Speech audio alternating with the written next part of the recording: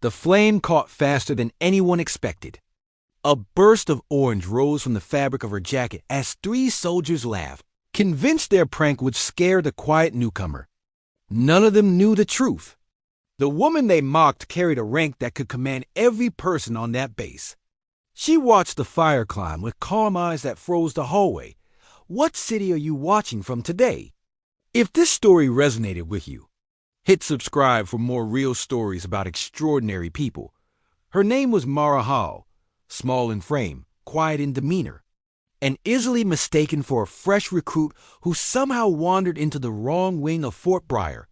Her brown hair was tied neatly, her steps measured, and her expression unreadable. No one ever guessed she was the newly appointed Rear Admiral assigned to evaluate the base in secret. The higher command wanted raw honesty. They wanted to know how soldiers behaved when titles were stripped away. Mara agreed without hesitation. She walked the base in standard fatigues without insignia. Every salute she would normally receive became an indifferent glance or a dismissive nod. She welcomed the silence. She wanted to see the truth, but the lower barracks were different.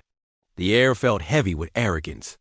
A group of soldiers had gained a reputation for bullying anyone they considered beneath them. Mara entered their hallway on purpose. She needed to see them with her own eyes. 3 soldiers stood near the lockers. They laughed sharply the moment they saw her. The tallest one, Ryan Briggs, stepped forward with an exaggerated swagger. His uniform was wrinkled, and his tone carried entitlement. "You lost, rookie. That jacket looks brand new. Bet you have never seen a real drill in your life." Mara met his stare with quiet curiosity. "I am exactly where I need to be." He scoffed. "You talk like you own the place. Let me give you a warm welcome." Before she could respond, another soldier produced a lighter. He flicked it under the sleeve of her jacket. A tiny flame sparked, caught the fabric, and grew. Ryan laughed loudly. "Relax, it is fake material. It burns fast, then drops. A fun trick for rookies." The 3rd soldier joined the laughter. None of them expected her reaction. Mara stood still. The fire crawled along her arm. Her expression remained calm. She grabbed the burning fabric, tore it clean from her sleeve, and dropped it to the ground. The charred cloth curled in on itself. The hallway fell silent. She looked at Ryan. "You think this is discipline. You think this is strength. You think bullying creates warriors." Ryan's smile faded. "You are acting brave for someone without rank." Mara stepped closer. Her voice carried the authority of someone who had commanded fleets. "Tell me why you set fire to a fellow soldier." He shrugged. "Tradition. Initiation. Everyone goes through it." Mara shook her head. "No, everyone suffers because no one stops you." Before he could respond, several soldiers entered the hallway from the far side. Their chatter died instantly when they saw the scorched cloth on the floor. Mara watched the shift in the group. Some recognized the cruelty. Some looked away. Ryan crossed his arms. "You cannot report us. You have no authority here." Mara studied him with steady patience. "You are very confident in your assumptions." He stepped forward until he was inches from her face.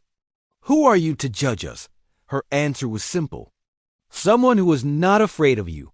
His jaw twitched. "You will regret this." She raised an eyebrow. "We will see." A voice echoed from the hallway entrance. "Rear Admiral Hawley, is everything all right?"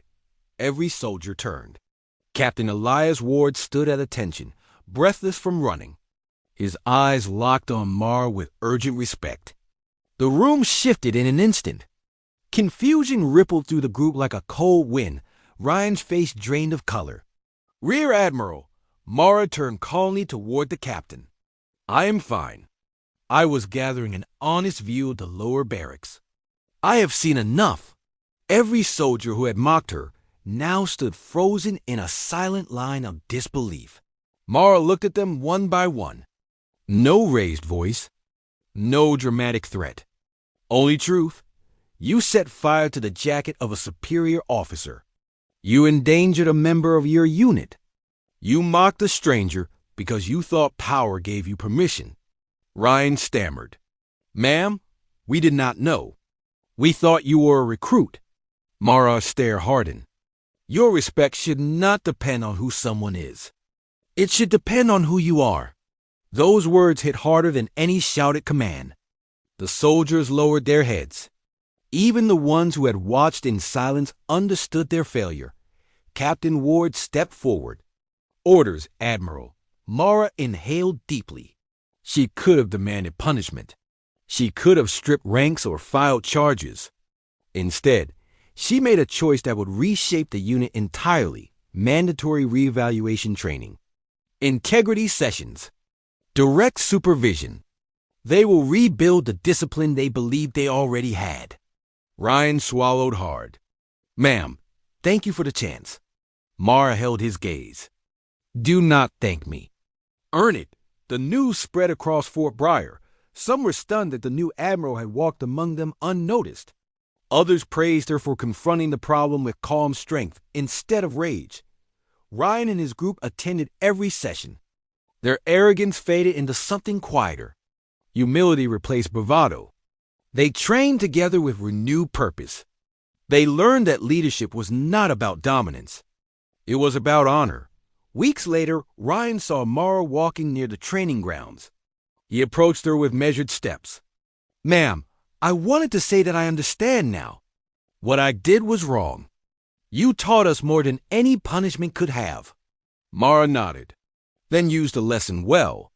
Your future as a soldier depends on the person you decide to become today. Ryan straightened his posture.